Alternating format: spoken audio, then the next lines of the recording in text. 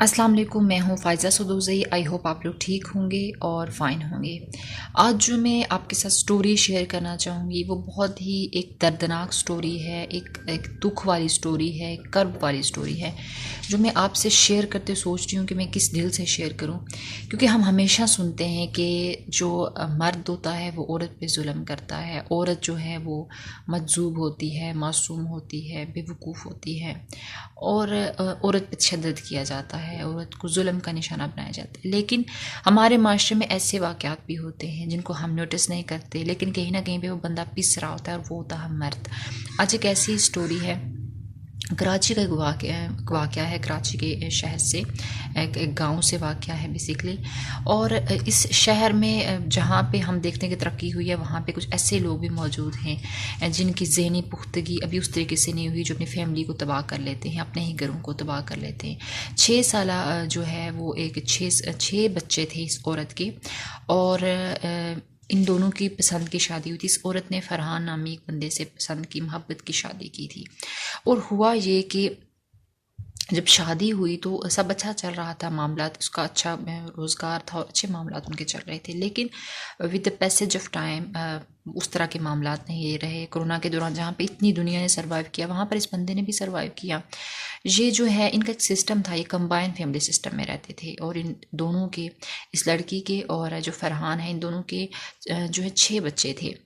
और ये हुआ कि 6 बच्चों के बावजूद जो है इस औरत ने इस तरह का घिनौना काम करने से पहले नहीं सोचा। इस लड़की ने, ये जो लड़की थी जिसने मोहब्बत की शादी की थी, अपने हस्बैंड पर, फरहान पर जो है वो तेज़ाब फेंका।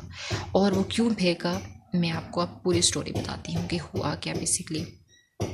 ये जो लड़की थी, ये चाहती थी कि इसके घर में बड़े झगड़े होते थे अपनी देवरानी के साथ कि अब मुझे अलग घर चाहिए, अब मैं इधर मज़ीद नहीं रह सकती।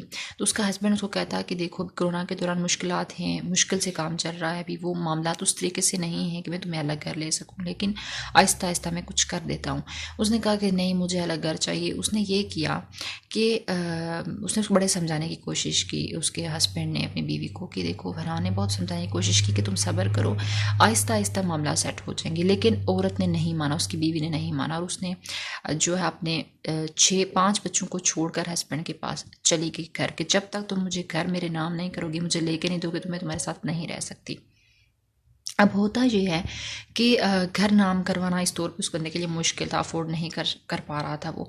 और वो 5 बच्चों को जो है अपने हस्बैंड के पास छोड़ के, फरहान के पास छोड़ के, खुद जो है उसकी बीवी अपने घर चली गई। अब होता ये है कि एक बच्ची को वो साथ लेके जाती है, 5 बच्चों को अपने हस्बैंड के पास छोड़ के चली जाती है। उसका हस्बैंड उसको कहता है कि वापस आ जाओ, देखो बच्चे रो रहे हैं, तड़प रहे हैं तुम्हारे लिए, उनकी ज़रूरियात हैं उनको, क्योंकि वो नीचे वाले पोर्शन में रहते थे, बाकी फैमिली ऊपर रहती थी। तो वो कह रहा था कि मेरे बच्चों को खाना खिलाना चाहिए और सारे मामलात हैं जो मैं नहीं कर सकता, जो मेरे बस में नहीं है। ज़ाहिर सी बात है, मर्द जो होता है वो बाहर के काम करता है और औरत जो है वो घर के सारे काम करती है, और उसको पता होता है, उसको तरीका होता है कामों का। तो उसने यही रिक्वेस्ट की कि देखो तुम आ जाओ वापस। बड़े उसने जो है मिन्नतें की, तरले की अपनी बीवी की, लेकिन उसने बात नहीं मानी। उसकी एक ही जिद थी कि जब तक तुम घर नहीं बनाओगे, मैंने वापस नहीं आना। फिर होते होते ये काम होते 6 महीने का टाइम गुजर गया।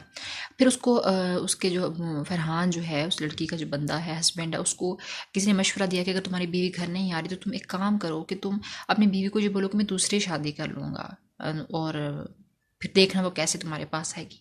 फिर इसने उससे फ़ोन किया और उसको कहा कि मैं दूसरी शादी कर रहा हूँ, तुम अगर नहीं आओगी तो मैं शादी कर लूँगा दूसरी।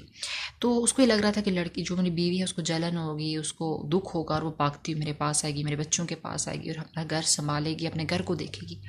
लेकिन वो अजीब ही औरत थी। उसने कहा तुम दूसरी शादी करो तो मैं तुम्हें छोड़ूँ। उसने धमकियाँ देना शुरू की कि मैं तुम्हें छोड़ूंगी, तुम्हारा वो हाल करूँगी कि तुम याद करोगे। तो फिर एक दिन जो हुआ कि घर में सब सो रहे थे, तो वही जो उसकी बीवी है वो घर वापस आई सुबह के टाइम पे, 6-7 बजे का टाइम था, और बेटे ने दरवाज़ा खोला। और बेटा बहुत खुश हुआ, माँ के गले रख के रोया और खुश हुआ कि हमारी माँ हमारे पास आ गई है। तो होता ये है कि जब माँ पास जाती है मैं बेटे की, तो बेटी को कहती है ठीक है तुम सो जाओ। उसको कहते हैं मैं तुम्हें अपने अब्बा के पास लेके जाता हूँ, अब्बा बहुत खुश होंगे, मेरे जो हैं बहन भाई खुश होंगे। कहती है नहीं तुम सो जाओ, मैं खुद उनसे मिलने जाती हूँ। तो जब वो रूम में जाती है, उस कमरे में उस बेड पर जो है वो दो बच्चों के साथ उसका हस्बैंड सो रहा होता है, और वो अपने हस्बैंड के मुँह पर तेज़ाब फेंकती है, और तेज़ाब की छींटें जो हैं वो उसके जो दो बच्चे साथ सो रहे होते हैं उन पर भी पड़ती हैं, उनके कमर पे, उनके टांगों पे।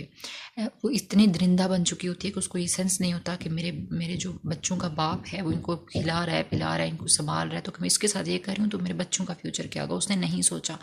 तो होता ये है कि उसको ज़ख्मी हालत में छोड़ के फरार हो जाती है वहाँ से। अब जो घर वाले हैं वो बहुत गुस्से में होते हैं, बहुत घर में एक एक दुख और एक तकलीफ़ होती है, और बेचारा बंदा। लेकिन जब ये सारा वाक़या होने के बाद जब मीडिया ने उससे पूछा, उसके खिलाफ़ एफ़आईआर हो जाती है क्योंकि फैमिली उसके खिलाफ़ एफ़आईआर करवा देती है। लेकिन एक इंटरव्यू में उस बंदे से पूछा गया इस कहानी के बारे में कि तुम्हारे साथ क्या हुआ। उसने कहा मैं अभी भी अपनी बीवी से बहुत मोहब्बत करता हूँ, वो वापस आ जाए, उसने जो भी किया वो मेरे साथ मोहब्बत में किया। मैं तो हैरान उसकी अल्फाज सुनकर कि एक बंदा आपका चेहरा जो है जला के जा रहा है, और फिर भी उस मर्द की, उस हस्बैंड की अपनी बीवी के लिए मोहब्बत देखें। वो कहता है कि अगर उसने मेरे पे तेज़ाब फेंका तो उसका मतलब है कि वो मेरे से मोहब्बत करती है, वो नहीं चाहती। वो अगर चाहती तो मुझे डाइवोर्स के पेपर्स भेज सकती थी, खुला के पेपर्स भेज सकती थी, वो मुझसे कुछ और डिमांड कर सकती थी, लेकिन उसने तेज़ाब फेंका ताकि मैं अगर उसका नहीं हूँ तो किसी का भी ना बनूँ। तो इसका मतलब है कि वो मुझसे मोहब्बत करती है और मैं खुश हूँ, और मुझे ये है कि वो वापस आ जाए, मैं उसको माफ़ कर दूँगा, मैं उससे अभी भी बहुत मोहब्बत करता हूँ। तो मुझे तो हैरानगी हो रही है कि वाकई में इस माशरे में ऐसे भी मर्द मौजूद हैं, ऐसी भी औरतें मौजूद हैं जो अपने बच्चों का नहीं सोचती कि हमारे बच्चों के फ्यूचर का क्या होगा, और हमारे बच्चों का। मैं हैरान हूँ कि वो उसने ये नहीं सोचा कि अगर मैं इस अपने हस्बैंड के मुंह पे तेज़ाब फेंक रही हूँ तो ये काम कैसे करेगा, ये बच्चों को कैसे संभालेगा, ये सोसाइटी में क्या बोलेगा, किस तरह से सर्वाइव करेगा, किस तरह से खिलाए पिलाएगा अपने बच्चों को। इसने ये नहीं सोचा, और अभी भी वो रिक्वेस्ट कर रहा है। मैं उसने जो इंटरव्यू के दौरान उसने मिलते हैं कि कैमरे के सामने कि वापस आ जाए, मैं घर वालों को देख लूँगा, अभी वो गुस्से में, लेकिन मैं देख लूँगा, उसे कोई कुछ नहीं कहेगा, मैं सब कुछ संभाल लूँगा, बस वो वापस आ जाए, हमारे पास आ जाए, हमें छोड़ के ना जाए। तो ऐसी भी माशरे में कहानियाँ हैं। खुदारा ऐसी औरतें जो हैं वो अपने अपने घरों को इस तरह से तबाह ना करें। ये चीज़ें घर बार ये सब हो जाता है वक्त के साथ साथ। खुशियाँ बहुत बड़ी चीज़ होती है, रिश्ते बहुत बड़ी चीज़ होती है, कदर करें रिश्तों की, खुशियों की कदर करें, अपनों के साथ रहें। मेरी जो है वीडियो मैं आपसे ये तो नहीं कह सकती कैसी लगी, लेकिन इंस्पायर ज़रूर होंगे आप इससे कि मर्द भी मोहब्बत करता है, लेकिन दुख की बात ये है बहुत ज़्यादा कि उसके साथ बहुत बुरा हुआ, और औरतें जो हैं वो करती हैं इस तरह से। प्लीज़ प्लीज़ अवॉइड करें ऐसी चीज़ों से, और मेरे चैनल को लाइक कर दें, शेयर कर दें, सब्सक्राइब कर दें, ताकि इस तरह की स्टोरीज़, इस तरह की न्यूज़, इस तरह के वाक़यात आपको मैं बताऊँ, आपसे शेयर करूँ और आपको अवेयर करूँ कि हमारे माशरे में ये भी होता है, और हमारी जो है गाइडेंस होती रहे। अपना बहुत सारा ख्याल रखना। अल्लाह हाफ़िज़।